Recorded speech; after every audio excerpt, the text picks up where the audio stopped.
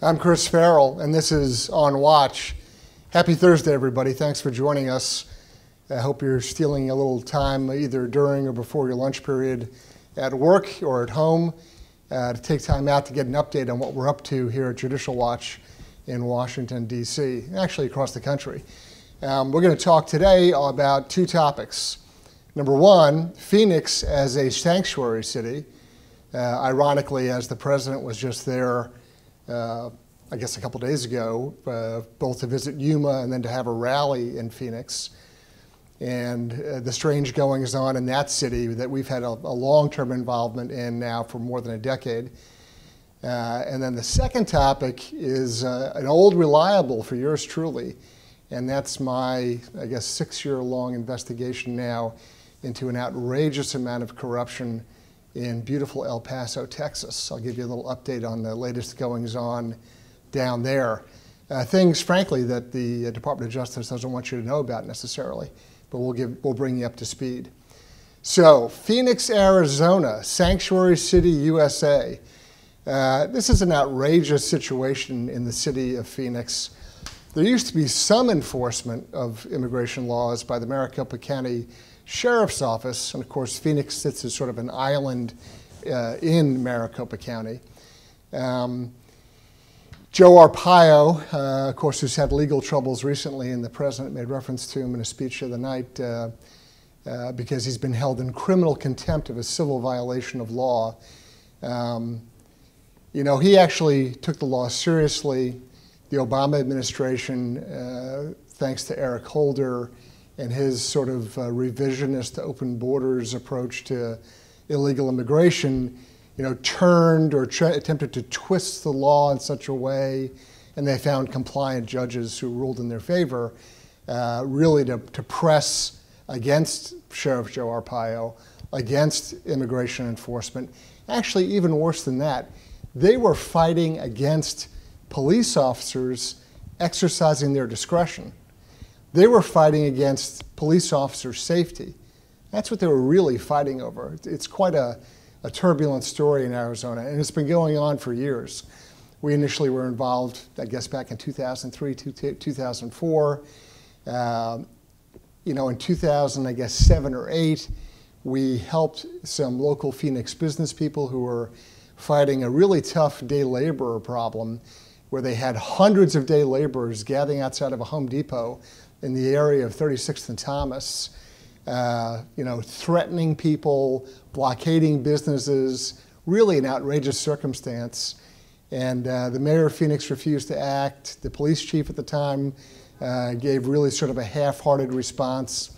And interestingly, in that time period, around 2007 and 8, the current chief of police in Phoenix, a lady by the name of Jerry Williams, at that time she wasn't chief, she was commander of a district, and it's just that district that I was talking about, around 36th and Thomas, where there was little or no enforcement or a really schizophrenic approach as to what officers could and couldn't do. So as time went along, then Commander Williams left Phoenix PD, went off to California, served as an assistant chief in a department out there, but now, you know, time being what it is, she kind of revolving doored back to Phoenix, where she has her home long term, and her family's involved in the city of Phoenix a few different ways. I don't want to get sidetracked with that. But now you have Jerry Williams as the chief of Phoenix PD. She's very intimately aware of and familiar with all the problems with respect to illegal immigration and the unintended consequences on the community, whether it's crime, healthcare, education, all the sort of the fabric, the broader fabric of life in Phoenix. She has a very keen awareness of what's going on there. And frankly, she's very sympathetic to those persons who are unlawfully present in the community. And that runs 180 degrees out from officer discretion and officer safety. Really, officer safety should be priority number one for her. It clearly is not. think about this. In the current environment, Jerry Williams has made the decision and set policy where a Phoenix police officer can talk to every other federal law enforcement agency imaginable. Everything from postal inspectors to the FBI, alcohol, tobacco, and firearms, DEA. Guess what the one agency is that Phoenix police officers are forbidden to communicate with? Yeah, you've guessed it, ICE. So an officer can encounter all sorts of people, or all sorts of crimes, all sorts of kind of on-the-spot decision-making, exercising their discretion, protecting the public, but not when it comes to immigration. At that point, there's this special set of rules that no other American citizen is treated to, but in this case, illegal aliens, those unlawfully present, that's how they're required to refer to them. They can't use the actual legal term in the law, illegal alien. The officers are now compelled to refer to them as unlawfully present individuals.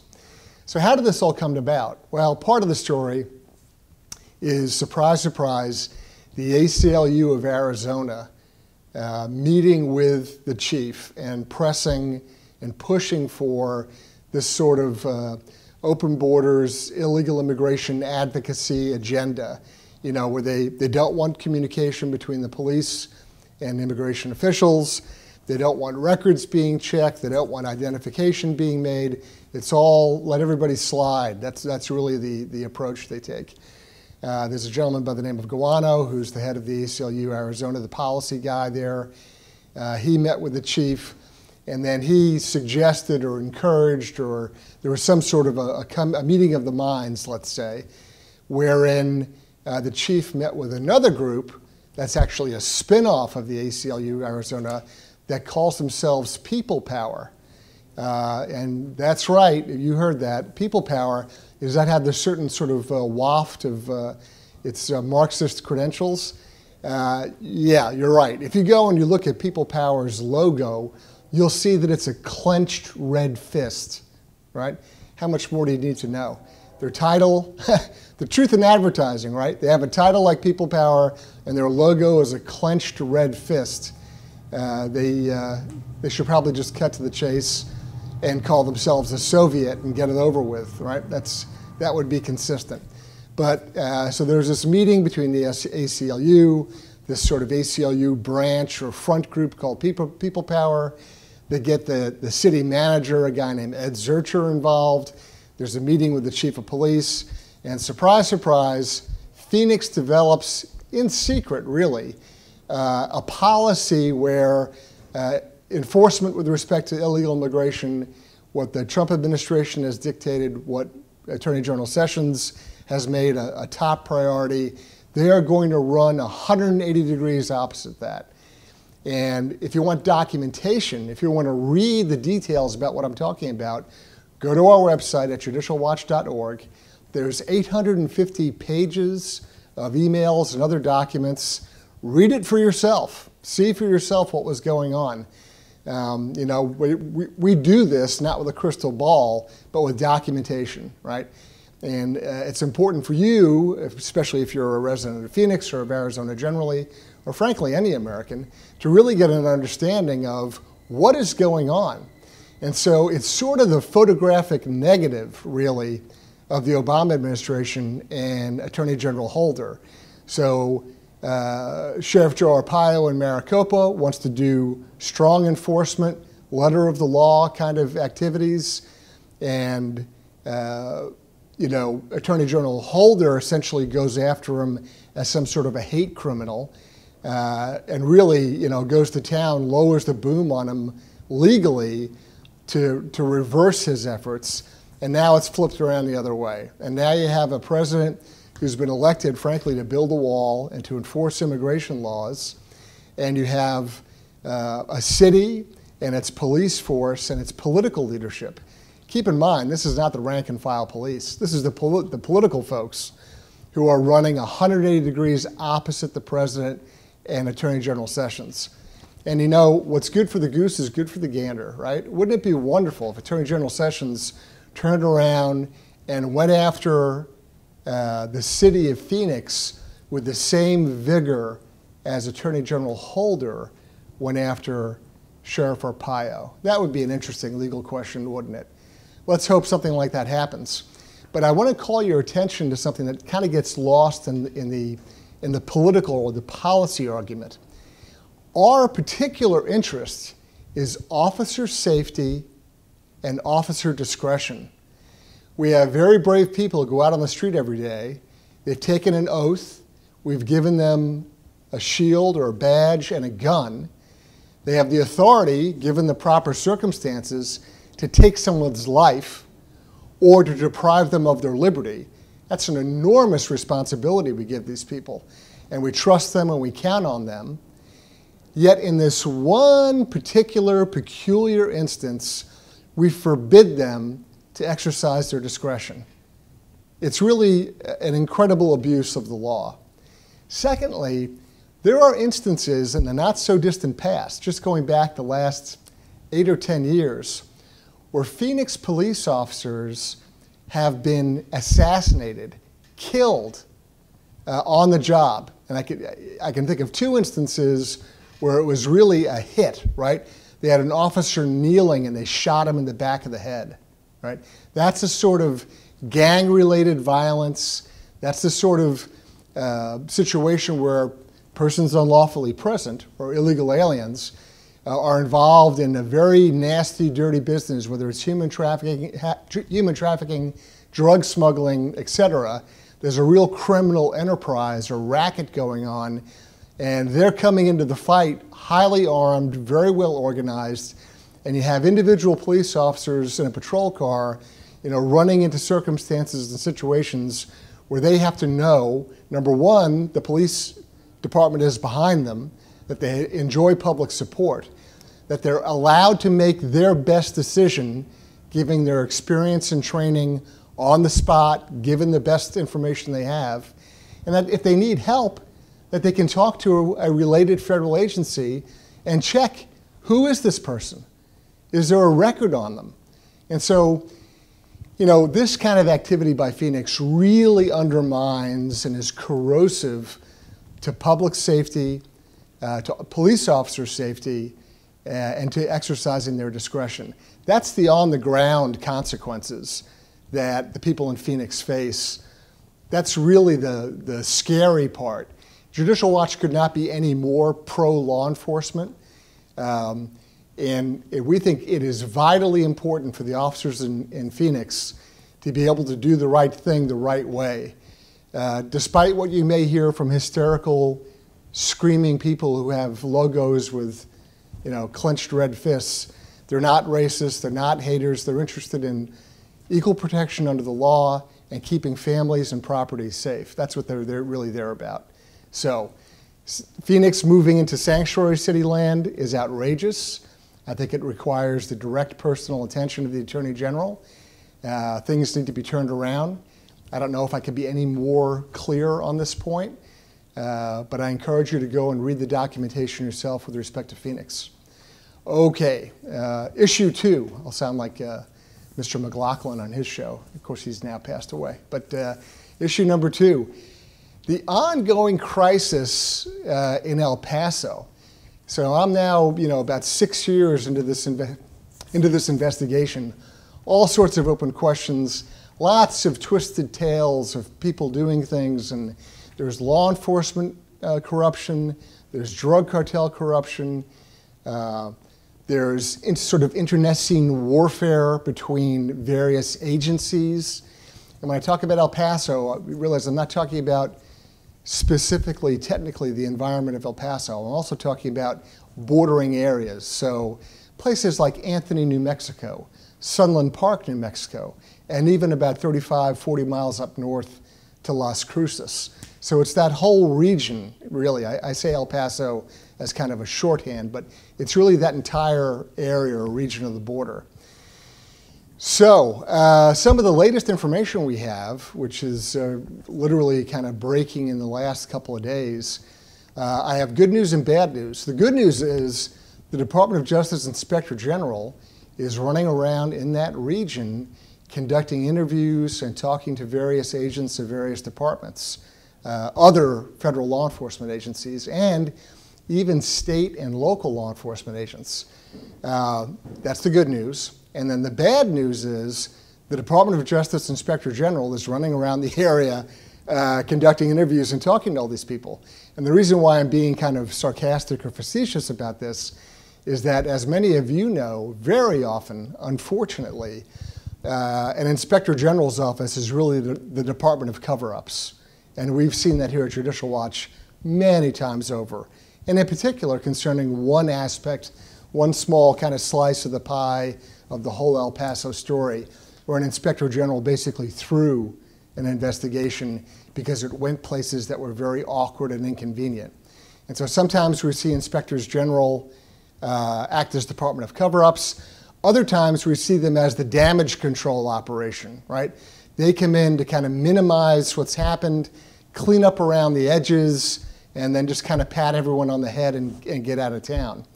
And that's my grave concern. I'm encouraged that Inspectors General and special agents of those departments are out there looking at all sorts of corruption, things related to human smuggling and drug trafficking, to include an organized crime drug enforcement task force operation in El Paso.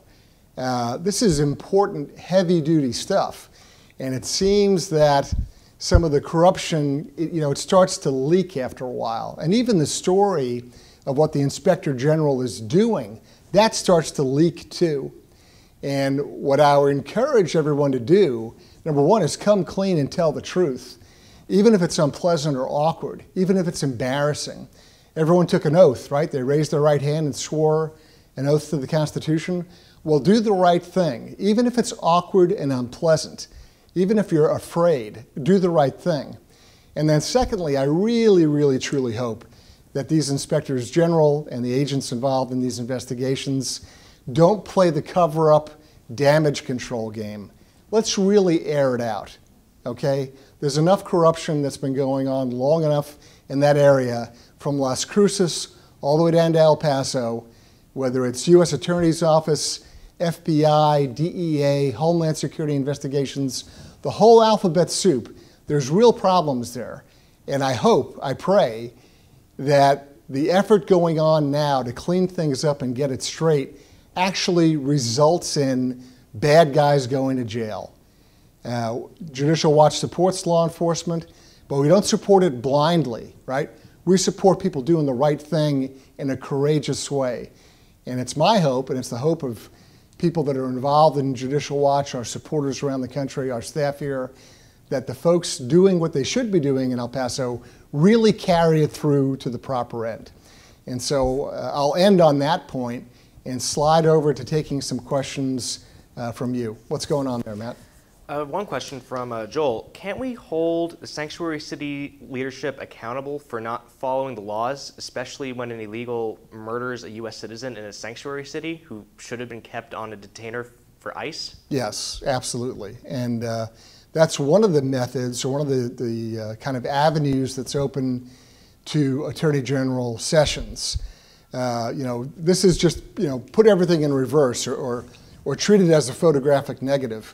Every place where Holder directed people not to enforce the law, Attorney General Sessions can now go to the United States Attorney there, and at the federal level, and certainly he can encourage at the state level the own Attorney General to take a very different approach and to say, look, if you're actively subverting the federal law, you're going to be held accountable.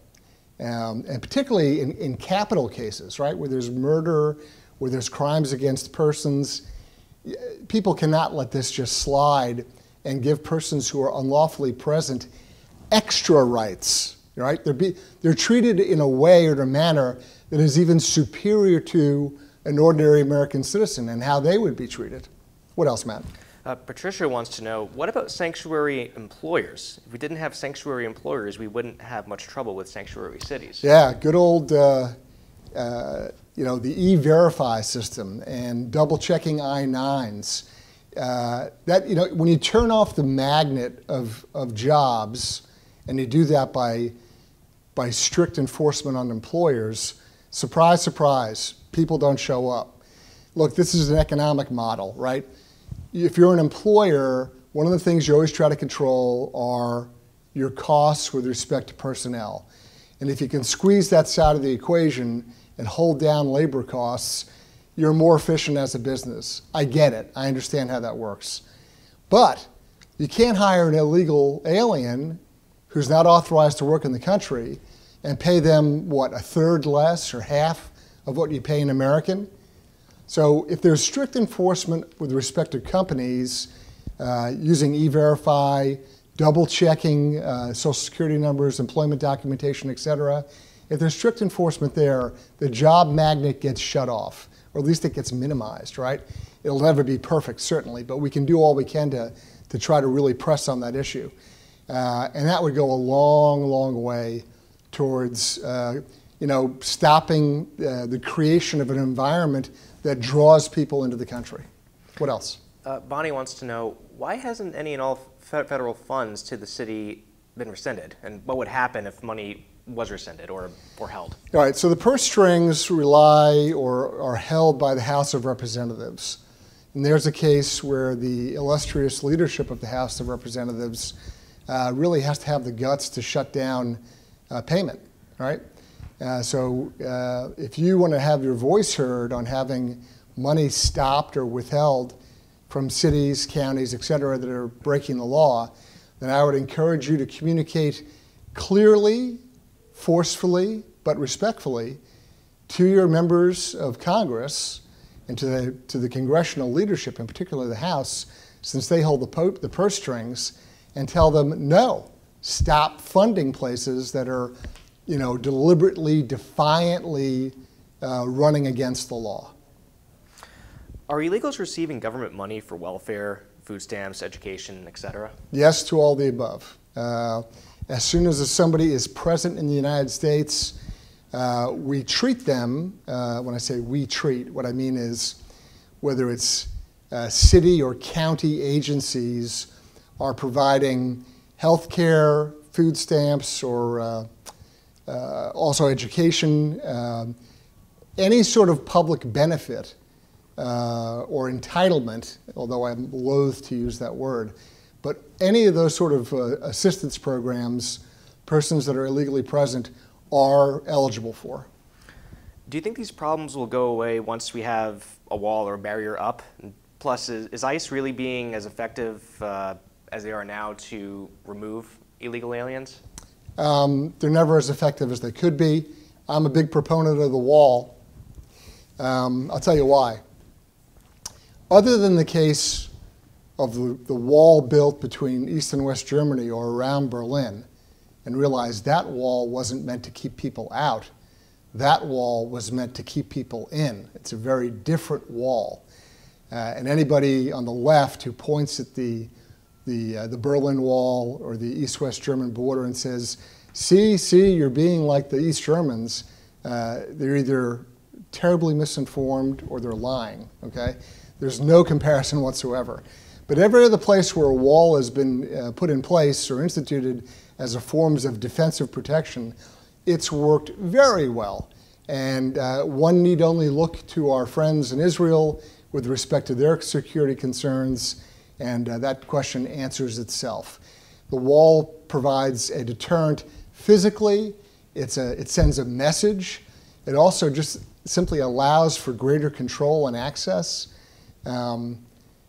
It's the answer, and it's an important promise that the president made the American people. And frankly, it's my personal belief that there are a lot of people who voted for him specifically for that promise. That's my own interpretation now. What else? What does the data show comparing a sanctuary city to a non-sanctuary city in terms of crime, social services, enforcement, etc.? Yeah, I'll just give you a crime example. The previous chief of police in Phoenix was a guy named Harris. He had stats showing that once Phoenix started actively cooperating with and communicating with federal law enforcement, particularly ICE, with respect to people who were illegally present in Phoenix, they had a drop in violent crime and murder rates of something like in the 20s, 26, 28. I don't recall the exact number, but they had a substantial decrease in violent crime against persons and instances of capital crimes like murder. There's documentation that shows that not even strict enforcement, just plain black letter law enforcement actually drives down crime numbers. And that really has to be first and foremost in our minds. That is government's obligation to the sovereign, which are the people, right? We're sovereign over the government. The government's obligation to us is protection and safety. I mean, that's the first task of any government. So, what else? Time for one final question, and Sure. I think it's a great one. Who do you notify if you know of an employer or have an employer in your town or city who you know is hiring illegal aliens? That's a great question. I would communicate with Immigration and Customs Enforcement, let them know what's going on. It's most effective if you have firsthand knowledge and you can name dates, times, people, places, locations, etc. Sort of vague, unclear supposition or secondhand information. Unfortunately, law enforcement officers get a lot of that, and it's actually quite frustrating. But if you can come in and say to them, hey, look, I know on this date, at this time, at this place, these persons were involved in this unlawful activity, and communicate that to them, that is the most effective means of trying to get something done. And then you have to be patient, right? You have to be patient, you have to follow through. A lot of times the law enforcement people involved may say, thanks, we'll get back to you. Maybe they do, maybe they don't. They need to run it their own way. They may have an ongoing investigation. We don't know. We don't always get sort of instant gratification back as to what the results are. But if you want to be effective and you want to really carry out your civic duty, then communicate with law enforcement, be direct, forthcoming, have details, and try to be as cooperative and accommodating as possible. So I think that draws a close to this week's show. We really appreciate you tuning in, communicating with us, letting us know what you think is important. I'm Chris Farrell, and this is On Watch.